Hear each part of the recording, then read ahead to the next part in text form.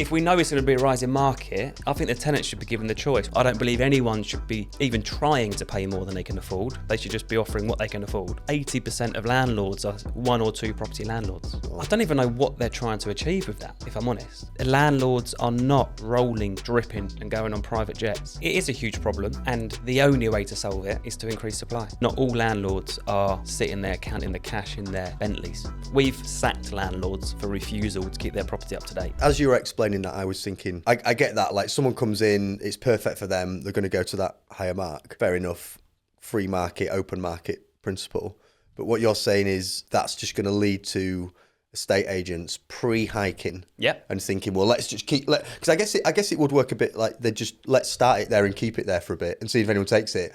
And we can come down, but why not start it for a few months? We're not allowed to go up. At the 11.50, yeah, start high and just slowly drop it until we get the right sort of pinch point from the market. And I'm a big believer, and we'll go on to the decent home standards, and I massively believe that every tenant, every landlord should actually invest part of their rent every single year into improving their property, right? We've sacked landlords for refusal to keep their property up to date and maintained well. We're like, you need to find another agent. But I'm a big believer in a property going to market fully before making a decision. Let me tell you why. One is it should be a private landlord's choice as to who they rent their property to. This bill was trying to take that away, that freedom of decision away from landlords, edging towards social housing. You can no longer decide. That's social housing. But I also believe that everybody who's looking for a property like that should have the chance to view it and offer on it. Right? No one's holding guns to heads to say offer 1,100. You know, it was offer whatever you see fit. The landlord will be taking all offers on their merit individually. You know, it's tenancy length, how much you're going to offer, how long you plan on staying. Like, there's loads of metrics that tenants and agents would look at choosing which tenant to go with. But I had someone say to me recently, just let me see it and I'll take it and take it off the market. And I said no. And they were like, well, why? I'm offering 900. And I said, well, because maybe Mrs. Smith, who hasn't had a chance to get on Rightmove yet, is also desperate for a property. Let's put it to market, make your offer. It can be as high or as low as you want it to be. It's totally your choice. How much you can afford. I don't believe anyone should be even trying to pay more than they can afford. They should just be offering what they can afford, and the landlord will decide.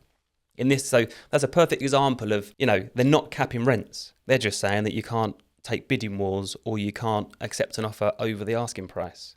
So guess what? Asking price is going to go up. Yeah, so that's kind of the wrong terminology that they're using there, isn't it? It's not really, it's not kind of how that's going to come into fruition. I don't even know what they're trying to achieve with that, if I'm honest.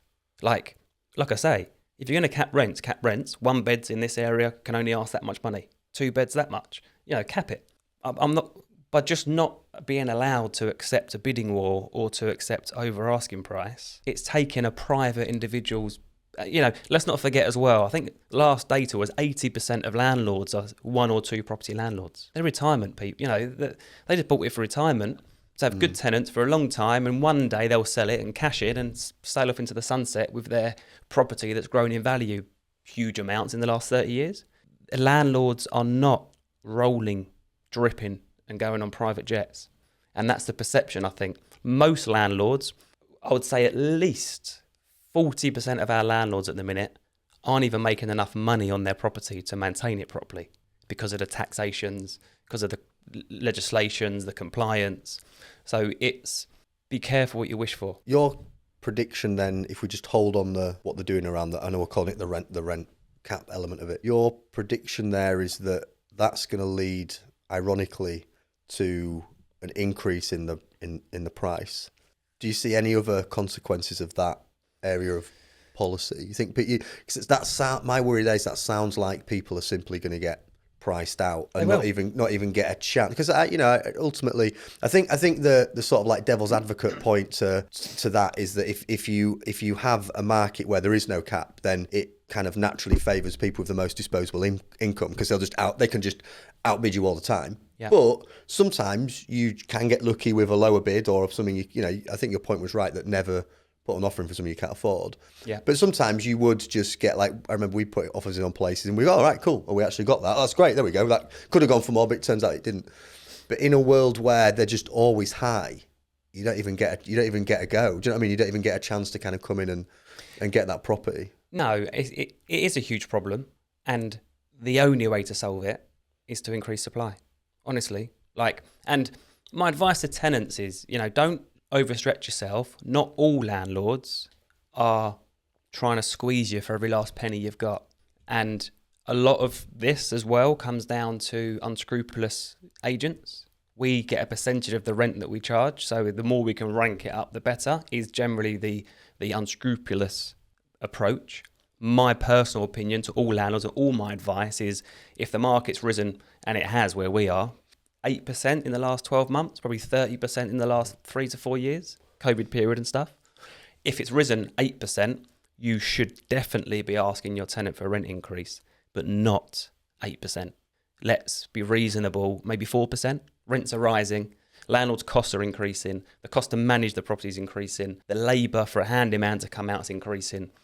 I just wish tenants would kind of consider for a minute that not all landlords, and governments, not all landlords are sitting there counting the cash in their Bentleys. That's 20% of the market.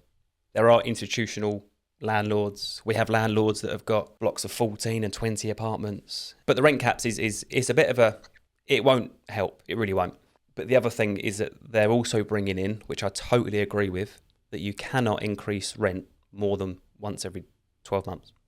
Now, I do agree with that, but check this out. I feel like they're almost taking power away from adults, not even landlords, but tenants as well.